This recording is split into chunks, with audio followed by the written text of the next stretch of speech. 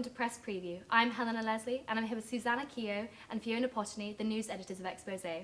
We've got 3 exciting news stories to talk about today. The first story we have is about bouncers. You did a survey recently about aggression that extra students are feeling. We did yet another survey, so hopefully people aren't getting too sick No, of we us. love those surveys. Don't worry, it's almost Christmas, we'll be gone soon. And we basically found out that I think just over 50% of students had experienced what they deemed to be unnecessary force from bouncers, and then we contacted those clubs to ask for comment and broke it down that way. What kind of things did they say in defence? So it was quite alarming that we found that of these complaints, of the 50%, 70% of those thought that the force use was unnecessary. So we shared this information with the clubs to give them a bit of a chance to respond to it. And all of them said that they do have very strict measures in place. They ensure that their security staff are not acting in an unreasonable way. However, students didn't seem to necessarily agree with this, with Unit 1, or formerly known as Arena, coming out with about 48 complaints, which is slightly That is worrying. a shocking number, yes. Yeah. So obviously they did want to defend themselves on this.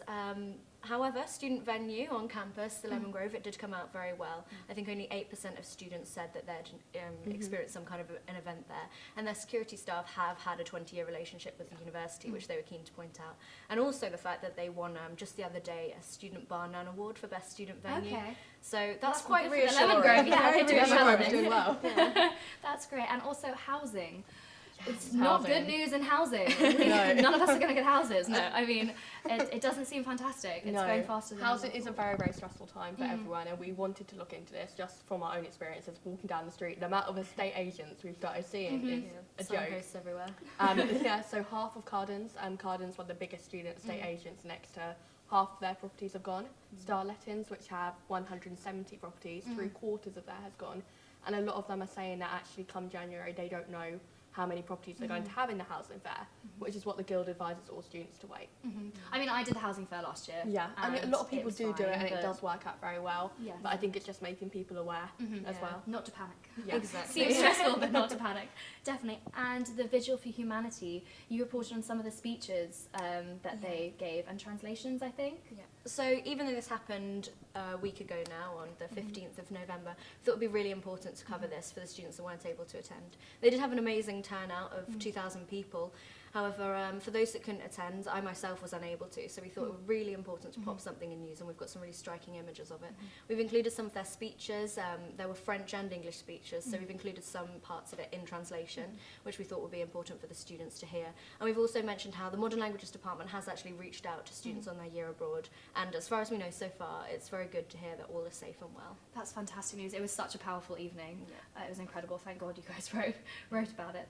And you have an interview with Phil Collins in We Newspeak do. this week. Phil Collins, the previous speechwriter for Tony Blair. Not the drummer. Yeah, not the drummer. I made that mistake. Yes. So our brilliant online features editor, Jessica Stanier, interviewed him.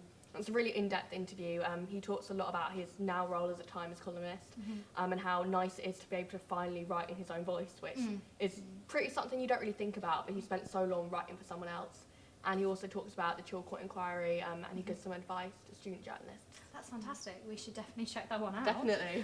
And finally, you have an interview with Charlotte Edwards, the women's cricket captain for England. Yeah, this is really fascinating because she started at the tender age of 16 and having worked her way up in the cricket Yes. industry for 20 years now. She's now been in the captain role for a decade now, so she's seen all the highs and lows. So this is a really interesting interview. She's talked about how she's kind of gone through a period now in her life where at the age of about 37, she's now starting to see perhaps a bit of ageism within the industry as people are starting to question her ability, even though during her captainship she's seen the team winning the World Cup and being very successful within the Ashes. So it's a really in-depth article, and it's interesting to see sort of a women's perspective in the sporting industry, which often people can think of as predominantly male. Yeah, it's definitely overlooked, the women's perspective in that. Fantastic. Thank you for watching today. I've been Helena Leslie, here with Susannah, Keogh and Fiona Potigny from Exposé, and this has been Press Preview. Go along and pick up a copy of Exposé or look at it online.